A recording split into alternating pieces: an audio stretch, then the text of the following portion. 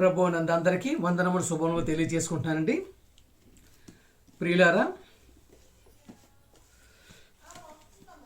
ప్రియమైన దేవుని వాళ్ళారా, ఈ దినమును ఒక మంచి జ్ఞానాంశంతో సందేశంతో పాఠ్యాంశాన్ని ప్రారంభిద్దాం. ప్రియ సహోదరులారా, బైబిల్ గ్రంథం, పరిశుద్ధ గ్రంథం, మార్గ గ్రంథం అండి, జ్ఞాన గ్రంథం, జ్ఞానపోట, మహాజ్ఞాన గ్రంథం, సకల శాస్త్రాలను అధిగమించినటువంటిదే బైబిల్ గ్రంథం. ప్రియ సహోదరులారా, ఇప్పుడున్న మధ్యకాలంలో మనం చూస్తున్నట్టయితే అసలు సువార్త అనేది ఎలా ఉంటుందంటే, అసలు ఫాస్టర్స్ మనం చూసుకుంటే సువార్త అనగానే అసలు సువార్తకి డెఫినేషన్ చేయలేనటువంటి పరిస్థితుల్లో ఫాస్టర్స్ అవనివ్వండి, దైవజనులు అవనివ్వండి, పెద్ద పెద్దవారు అవనివ్వండి, వార్తని చెప్పడం జరుగుతుంది.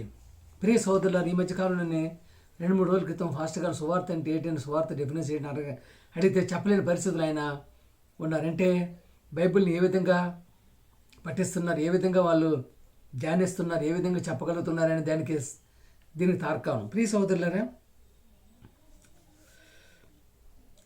అసలు చెప్పాల్సిన సువార్తను చెప్పకుండా, సువార్త అంటే ఏ విధంగా చెప్పాలి, ఏ విధంగా దేన్ని బోధించాలి అని చెప్పకుండా కల్పనా కథలు, లేనిపోయిన కథలు చెప్పేసి, కట్టుకథలు చెప్పేసి విశ్వాసులని ప్రక్కతో పెట్టించేటటువంటి మార్గంలో ఉన్నటువంటి విశ్వాసులు, దైవజనులారా, ఫాస్టర్స్ అవనివ్వండి, రెవరెండ్ అవ్వండి, బిషప్లు అవనివ్వండి, స్వలాభాల కోసం చెప్తున్నట్టుగా అనిపిస్తుంది. ప్రియ సహోదరులారా, 1 కొరింథీ 5:15 చూసుకుంటే, ఒకటండి, మరియు సహోదరులారా, నేను ప్రకటించిన సువార్త మీకు తెలియపరచుచున్నాను.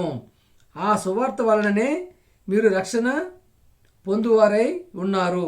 సరే, సువార్త వలనే రక్షణ పొందువారై ఉన్నారు. సువార్త అంటే రక్షణ పొందాలి. ప్రియ సహోదరులారా, ప్రియులారా, రక్షణ పొందాలి, పరలోకానికి వెళ్ళాలి. చనిపోయిన తర్వాత రెండవ రాకడ యేసుప్రభు గారు వచ్చినప్పుడు లేపబడేటటువంటి వారుగా ఉండాలి. చూశారు కదా ప్రియ సహోదరులారా, నాకు ఇయ్యబడిన ఆ ఉపదేశం ఏమనగా, ఆ ఉపదేశం మొదట మీకు అప్పగించి తిని. సరే, నాకు ఇవ్వబడిన మొదట మీకు అప్పగించి తిని, అదేమనగా, లేఖనముల ప్రకారము క్రీస్తు మన పాపముల నిమిత్తము మృతి పొందెను, సమాధి చేయబడెను, లేఖనముల ప్రకారము 3వ దినమున లేపబడెను. ఇది సువార్త. ప్రియులారా, ఇది సువార్త. ఈ సువార్త విడిచిపెట్టేసి దైవజనులు అవనివ్వండి, ఫాస్టర్స్ అవనివ్వండి, రెవరెండ్లు అవ్వండి, బిషప్లు అవనివ్వండి, ఇక లేనిపోయిన సువార్త చెప్తుంటారు. అసలు సువార్తకి మెయిన్ ఇదేనండి, రక్షణ పొందడానికి మెయిన్ కారణం ఇదేనండి. దీన్ని విడిచిపెట్టేసి చూశారు కదా ఏంటండి, లేఖనముల ప్రకారం క్రీస్తు మృతి పొందెను, చూసారా, సమాధి చేయబడెను, లేఖనముల ప్రకారం లేపబడెను. దేవాది దేవుడు, సర్వోన్నతుడు, మహోన్నతుడు లేపుకొని ఆయన ప్రియకుమార్ తీసుకుని వెళ్ళగలి. ఇదేంటి సువార్త అండి. ఈ విధంగానే చెప్పాలి. ప్రియ సోదరులు, ఈ మధ్యకాలం మనం చూస్తున్నాం కదా, దేవజనుల పరిస్థితి ఎలా ఉందంటే, క్రిస్మస్ వస్తుంది ఒక 3,000, వాచినట్టు వస్తుంది ఒక 2,000. ప్రియ సోదరులు, ఈ విధంగా పనికి మాలినటువంటి చేయటానికే ఎక్కువ సమయాన్ని వెచ్చిస్తున్నారు. కానీ దేవుని భయం, దేవుని భక్తి, దేవుని సువార్త చెప్పటానికి, వాక్యాన్ని చెప్పడానికి ఇష్టపడట్లేదు. ప్రియ సోదరులు, ఎంతోమంది ఇబ్బందికరం పడుతూ అసలు ఎందుకు పనికి వచ్చిన వాచినట్టు నువ్వు చేయాలని ఉందా? వాచినట్లు వాగ్దానం నీవా అసలు ఇశ్రాయేలువి. ఆ వాగ్దానాలు అవ్వనివ్వండి, స్వస్థతలు అవ్వనివ్వండి, పౌజులు అవ్వనివ్వండి, బయలు అవ్వండి, అర్పించడం అన్నీ ఇశ్రాయేలు కదా. నువ్వు ఇశ్రాయేలుడువా? భారతదేశంలో ఉంటున్నా కదా, భారతదేశం ఉంటే ఇశ్రాయేల్ పద్ధతులు చేస్తూ ఉంటావా? ఇశ్రాయేల్ వేడువాను అసలు. ప్రియ సోదరులు, ఈ విధంగా విశ్వాసుల్ని ప్రక్కతో పెట్టించేసి అసలు దేవుని దగ్గరికి వచ్చే పరిస్థితులు లేకుండా చేస్తున్నారు. చూస్తున్నారు కదా, వాచ్ నైట్ కానీ 2,000, క్రిస్మస్ కానీ 3,000, 5,000, 10,000. ఇవేనా మనకు కావాల్సినవి? ఇదేనా భక్తిని తీసుకెళ్తుంది? ఇదేనా నీకు పరలోకం తీసుకెళ్ళేది? ఇదేనా నీకు నిత్యజీవాన్ని తీసుకెళ్ళేది? ప్రియతరు, ఈ విధంగా అయిపోతుందండి ప్రియమైన దేవుని వాళ్ళరా. అందుకనే ప్రతి ఒక్కరు పాపం ఎంతోమంది అప్పులు చేస్తూ తిప్పల పాలు అయిపోతూ, అది ఎందుకు వచ్చిందిరా బాబు క్రిస్మస్, ఎందుకు వచ్చిందిరా బాబు వాచినట్టు అనే పరిస్థితులు ఉంటున్నారు. దేనికి వాచనేటు? చూస్తున్నారు కదా, ఎంత ఏమైనా పిల్లలు వెళ్ళిపోతుంటారు, బళ్ళు బయట వెళ్ళిపోతుంటారు, హ్యాపీ న్యూస్ చెప్తుంటారు, యాక్సిడెంట్ లేకపోతే చనిపోతుంటారు. ఇదేనా వాచనేట్ చేసేది? ప్రియ సోదరులారా, చూసుకున్నట్టయితే ఇప్పుడు ఈరోజు మనం తెలుసుకోవాల్సినటువంటి ముఖ్యాంశం అండి, కొలస్స 3:3 అండి.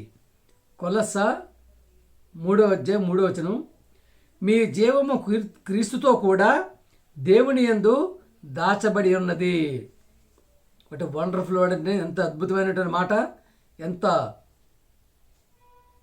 మనిషికి ఉల్లాసాన్ని కులిపించే మాట అండి ఇది, ఉల్లాసాన్ని పిలిపించే మాట అండి ఇది. మీ జీవం క్రీస్తుతో కూడా దేవుని యందు దాచబడి ఉన్నదంట. ఎక్కడ దాచబడి ఉన్నదండి మన జీవం? ఎవరి దగ్గర దాచబడి ఉన్నది? చూస్తారు కదా, మన యొక్క స్త్రీలు ఏం చేసుకుంటారండి, పెళ్ళిళ్ళకి పేరెంటాలు వెళ్ళేటప్పుడు నగలు వేసుకుంటుంటారు కదా, నెక్లెస్లు, రమణ నెక్లెస్లు అవి వేస్తూ ఉంటారు. కానీ అవన్నీ ఎక్కడ పెడతారండి? లాకర్లో పెడతారు. పెళ్ళిళ్ళు అయినప్పుడు తర్వాత ఎందుకంటే భద్రంగా ఉంటాయని దాస్తారన్నమాట. అంటే దాచిపెట్టడానికి అంత విలువ ఉంటుంది. ప్రియ సహోదరులారా, 10 కేజీలు బంగారం ఉన్నదనుకోండి, ఉండే వ్యక్తి ఏం చేస్తాడు? హాల్లో పెడతాడా? దాన్ని హాల్లో పెడతాడా? ఇంట్లో పెడతాడా? ఇంట్లో పెడితే దొంగలు చెత్తుపోతారు అని తెలుసు కదా. అందుకనే బ్యాంక్కి వెళ్ళి లాకర్ అంటే చిన్నగా ఉండదని, చాలా పెద్దగా ఉంటుంది, ఎన్నో అరలు ఉంటాయి. అంటే దాచబడేటటువంటి వస్తువుని అంతటి ప్రాముఖ్యత దాచబడి ఉంటుంది. అందుకనే మీ జీవం క్రీస్తుతో కూడా దాచబడి ఉందా? దేవుని అంత దాచబడి ఉండేదా? దేవుని దాచేటటువంటి వారుగా ఉన్నామా? దేవుడు మన యొక్క జీవనాన్ని దాచిపెట్టేటటువంటి వారంగా క్రీస్తుతో కూడా ఉండే ఆ యొక్క పరిస్థితులు ఉండగలుగుతున్నామా? ప్రియులారా, సమాధానం మనలోనే ఉంది. చూసారా ఎంతటి అద్భుతమైన మాట అండి. మీ జీవం క్రీస్తుతో కూడా దేవుని యందు దాచబడి ఉన్నది. చెప్పాం కదా, వస్తువుల్ని, విలువైన వస్తువుల్ని. అలాగే ఇంట్లో కూడా బీరువాలు ఉంటాయి కదా, ఎంతో దీనికి అది ఒక అర ఉండదండి, 2 అరలు ఉంటాయి, 3 అరలు ఉంటాయి, ఇంకా చిన్న అర ఉంటుంది. ఆ లోపల పెడతారు, ఎంతో భద్రంగా పెడతారు, దాస్తారన్నమాట ఆ వస్తువుని. మళ్ళీ మరలా పండగలు అయ్యేటప్పుడు, పబ్బాలు అయ్యేటప్పుడు, అలాగే ఏమైనా శుభకార్యాలు అయ్యేటప్పుడు, ఫంక్షన్లు అయ్యేటప్పుడు వేసుకుంటూ ఉంటారు బంగారాన్ని అండి. అంటే అంతగా నువ్వు లోక సంబంధమైనటువంటి బంగారాన్ని అంతగా నువ్వు దాచిపెడుతుండేటప్పుడు దేవుడు నీ యొక్క జీవాన్ని దాచిపెట్టేటువంటి పరిస్థితిలో ఉండగలిగే పరిస్థితుల్లో మనం ఉంటున్నామా? ప్రియ సోదరుల 3:4 అండి, కొలస్స 3:4 అండి. మనకు జీవమై ఉన్న క్రీస్తు ప్రత్యక్షమైనప్పుడు మీరును ఆయనతో కూడా మహిమయందు ప్రత్యక్షపరచబడుదురు. చూసారా, మన జీవం, నేనే జీవమును, నేనే మార్గము, నేనే సత్యమని చెప్పినటువంటి దేవాది దేవుని ప్రియకుమారుడైనటువంటి సర్వోన్నతుని కుమారుడైన సర్వశక్తిమంతుడి కుమారుడైనటువంటి యేసుక్రీస్తు గారు ప్రత్యక్షమైనటువంటి ఆయనతో కూడా మహిమయందు ప్రత్యక్షపరచబడుతున్నామా?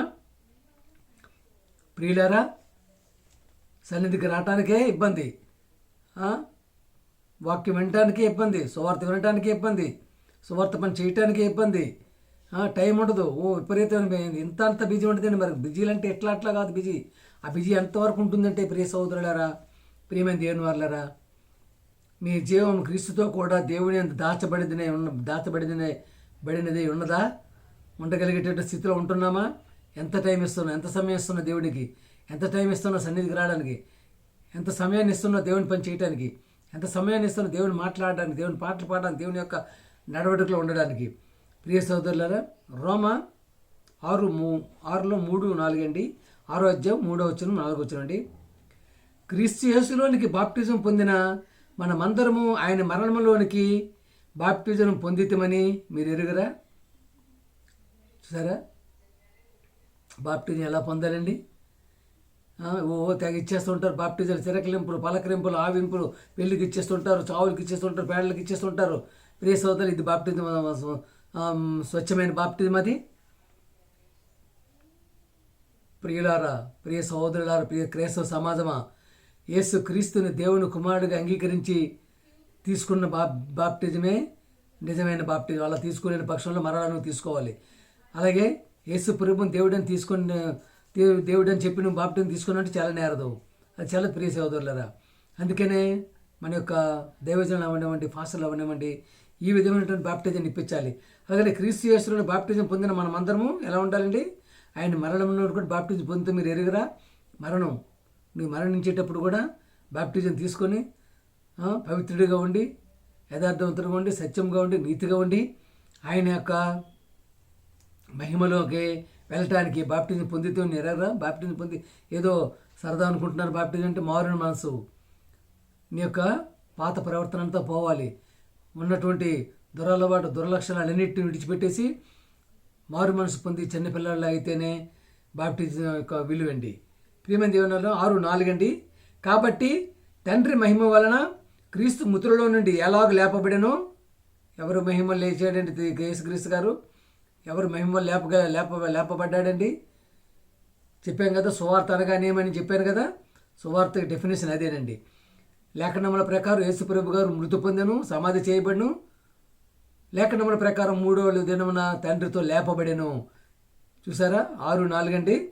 కాబట్టి తండ్రి మహిమ వలన క్రీస్తు మృతులలో నుండి ఎలాగ లేపబడెనో అలాగనే మనమును నూతన జీవమును పొందిన వారమై నడుచుకున్నట్లు మనము బాప్టిజం వలన మరణములోనికి పాలు పొందుటకై ఆయనతో కూడా పాతి పెట్టబడితిమి. పాతి పెడతారు కదా, మనల్ని చనిపోయిన పాతి పెడతారు కదా, ఆయనతో కూడా పాతి పెడతారు. ఆయనతో కూడా ఆయన ఎట్లయితే దేవాది దేవుడు, సర్వోన్నతుడు, మహోన్నతుడు, పరమ తండ్రి, మహాదేవుడు, సర్వశక్తిమంతుడు, ఆయన ప్రియకుమారుని ఏ విధంగా అయితే లేపాడు, ఆ విధంగా నేను లేపేటట్టు పరిస్థితిలో ఉంటున్నావా అసలు? లేనిపోయిన కథలు, కమామేసులు వినేసి కల్పనా కథలకు చోటిచ్చేసి ఎందుకు పనికిరానివి వాటికే విలాసాలు, ఉత్సాహాలు అవే కావాలి మనకి. డ్యాన్సులు, డమ్మాలు, డప్పులు అవే కావాలి. ఏంటంటే క్రిస్మస్ సందడి, అలాగే వాచ్ నైట్ సందడి, వీటిలో నిండిపోతుందో సంవత్సరం అంతా మరి ఇంకా వచ్చే పరిస్థితి ఉండదు. ప్రియదేవులు, అందుకని ఆ విధంగా ఉంటే అసలు నువ్వు బాప్టిజం తీసుకునే అర్హుడు అసలు. అందుకని ప్రియం దేవుని వాళ్ళరా ఏం చెప్తున్నారో చూడండి. దేవుడు దేవాది దేవుడు. యెషయా 55:8-9 అండి. నా తలంపులు మీ తలంపులు వంటివి కావు. దేవుని తలంపులు మన తలంపులు వంటివి కావండి. మీ త్రోవలు నా త్రోవలు వంటివి కాదు. చూసారా? మీ త్రోవలు నా త్రోవలు వంటివి కావు. ఇది దేవుని వాక్కు, ఇదే దేవుని వాక్కు. చూసారా? నా తలంపులకి మీ తలంపులకి వంటివి కాదండి. ప్రియ సోదరులారా, ప్రియులారా, నా త్రోవలు మీ త్రోవ వంటివి కావు. దేవుని వాక్కు, దేవుని వాక్కు చెప్పేస్తున్నారు.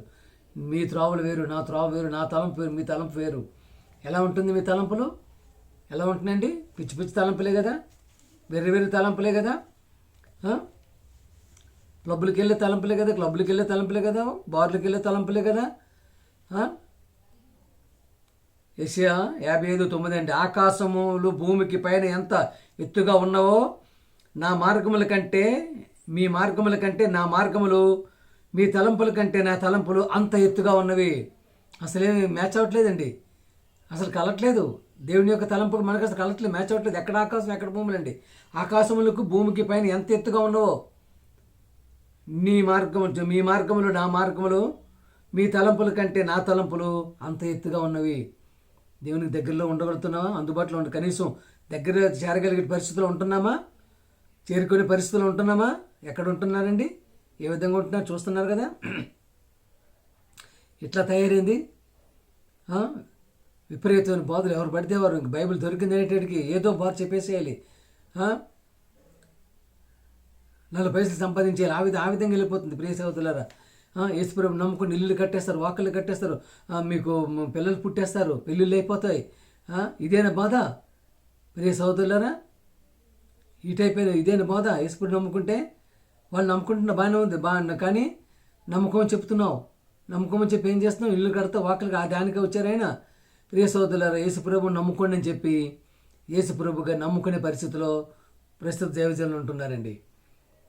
నమ్ముకోమని చెప్పేసి నమ్ముకుంటే ఇల్లు అదే అయినా రక్షణ ఇచ్చాడు మీకు. మనకి ఆయన వచ్చి ఏమి ఇచ్చారంటే రక్షణ ఇచ్చాడు ఆయన. అది చెప్పటం లేదు. ప్రియ సహోదరులారా, ఎంత తలంపులు ఎంత ఎత్తుగా ఉన్నో చూసుకోండి. అంటే మీ జీవం క్రీస్తుతో కూడా దేవుని దాచబడుతుందా? దాచిపెట్టే పరిస్థితిలో ఉన్నామా? ప్రియ సహోదరులారా, రోమా 5:1 అండి. కాబట్టి విశ్వాస మూలమున మనము నీతిమంతులుగా తీర్చబడి మన ప్రభు అయిన యేసుక్రీస్తు ద్వారా దేవునితో సమాధానం కలిగి ఉందుము. ఎవరితో సమాధానం కలిగి ఉండాలండి? చూసారా, ఆయన ప్రియ కుమారుడైన యేసుక్రీస్తు గారి ద్వారా లోక రక్షకుడు, పాప విమోచకుడు, ప్రజలందరికీ ప్రభు అయినటువంటి దేవుని ప్రియకుమారుడు యేసుక్రీస్తు ద్వారా దేవునితో సమాధానంగా ఉండాలంటే మనకి దేవునికి మధ్యలో ఎవరు ఉన్నారంటే సమాధానానికి యేసుక్రీస్తు గారు ఉన్నారు. ఆయనతో సమాధానం ఉండాలి. ఆయనతో సమాధానం ఉన్నప్పుడు దేవుడితో సమాధానం ఉంటావు. ఎందుకంటే ఆయన ద్వారా వెళ్ళగలగాలి కదా, వెళ్ళగలిగే పరిస్థితి ఉంటుంది కదా. ప్రియ సహోదరులారా, ఆ విధంగా ఉండగలిగే పరిస్థితులు ఉంటున్నామా? ఏ విధంగా ఉంటున్నాము? ఏ విధంగా ఉంటున్నాయి సంఘాలు? ఏ విధంగా ఉంటున్నాయి పరిచర్యలు? ఏ విధంగా ఉంటున్నాయి వాక్యాలు? ఏ విధంగా ఉంటున్నాయి సువార్త? చెప్పాను కదా, సువార్త అంటే డిఫరెన్స్ తెలియని పరిస్థితుల్లో దైవజనులు ఉండిపోతున్నారండి. చెప్పాను, వీటి మీద ఎక్కువ దృష్టి పెడుతున్నారు. సంవత్సరం అయితే క్రిస్మస్ చేసేసుకోవాలి, వాచినట్టు చేసేసుకోవాలి, గెంతేయాలి, పాటలు పాడేయాలి, డమాలు వేసేయాలి, అంతే చూస్తాను చేసుకొని మరుసటి రోజు నుంచి సరా మామూలే. అప్పుడే కుటుంబాలతో రావాలి, అప్పుడే కుటుంబంతో రావాలని అనుకుంటారు. కానీ మిగతా రోజుల్లో కుటుంబాలతో వచ్చే పరిస్థితి ఉండదండి.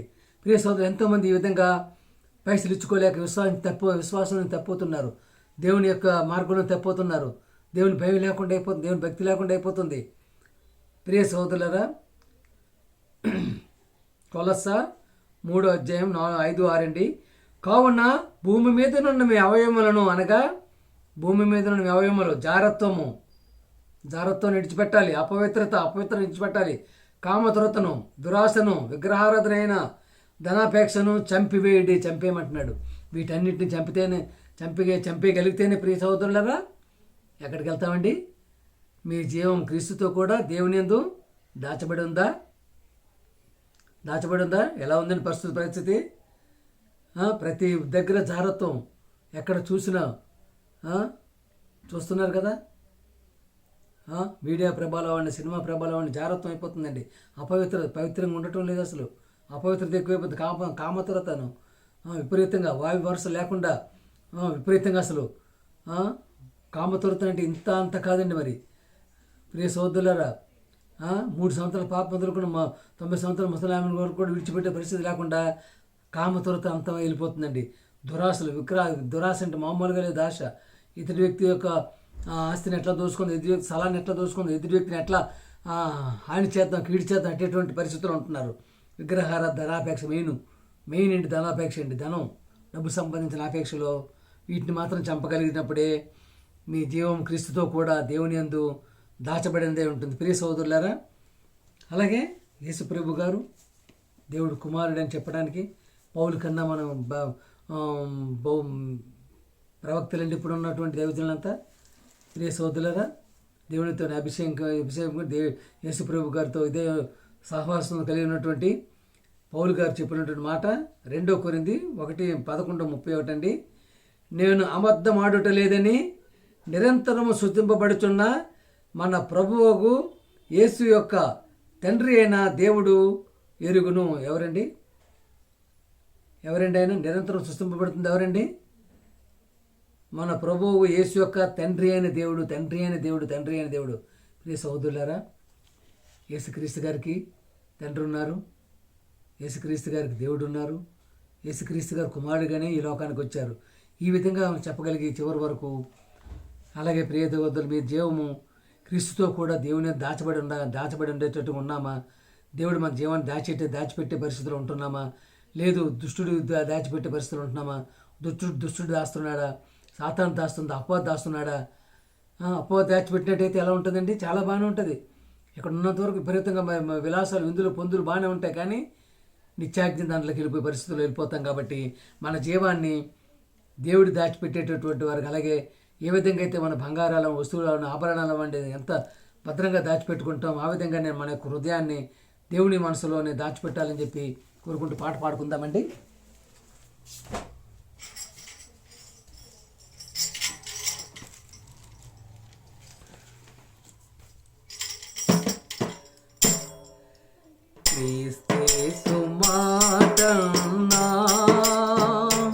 నీవెప్పుడైనా విన్నావా? క్రీస్తు మాటనా నీవెప్పుడైనా విన్నావా? క్రీస్తు మాటనా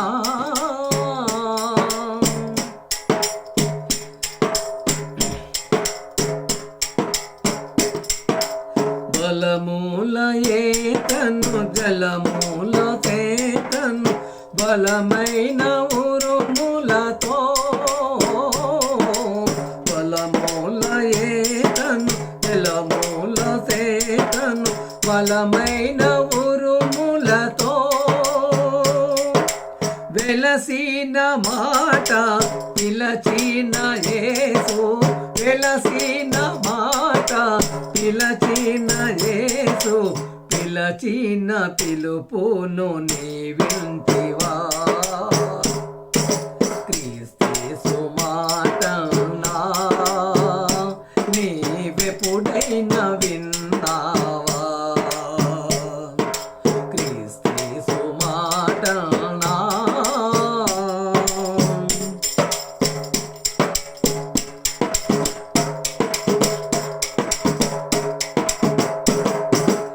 ఏదెను తోటలో ఆదాము చెడగా ఆ దేవుడే పిలిచే ఏదెను తోటలో ఆదాము చెడగా ఆ దేవుడే పిలిచే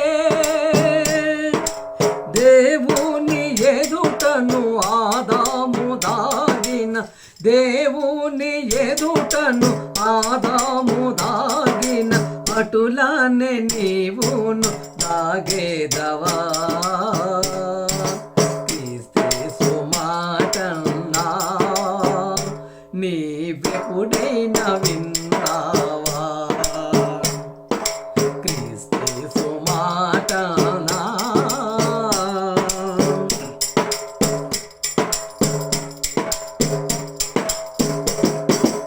ఆనాడు దేవుడు మోషేను పిలువగా ఆలించెను స్వరము ఆనాడు దేవుడు మోషేను పిలువగా ఆలించెను స్వరము ఈనాడు నీవు ఈ మాట వినగా ఈనాడు నీవు ఈ మాట వినగా ఆహాలు చేయగా కదలి రవా ఆహాలు చేయగా తరలి రవా క్రీస్తు మాట నీవెప్పుడైనా విన్నావా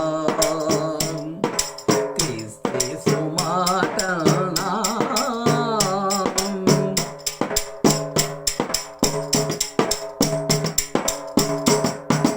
దేవుడు లోకమును ఎంతో ప్రేమించి తన కుమారుని పంపే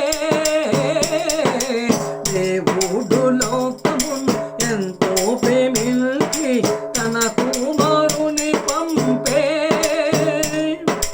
వచ్చిన యేసు తండ్రి పని చేసి వచ్చిన యేసు తండ్రి పని చేసి మన పాపముల కొరకు ప్రాణమిచ్చే క్రీస్తు మాట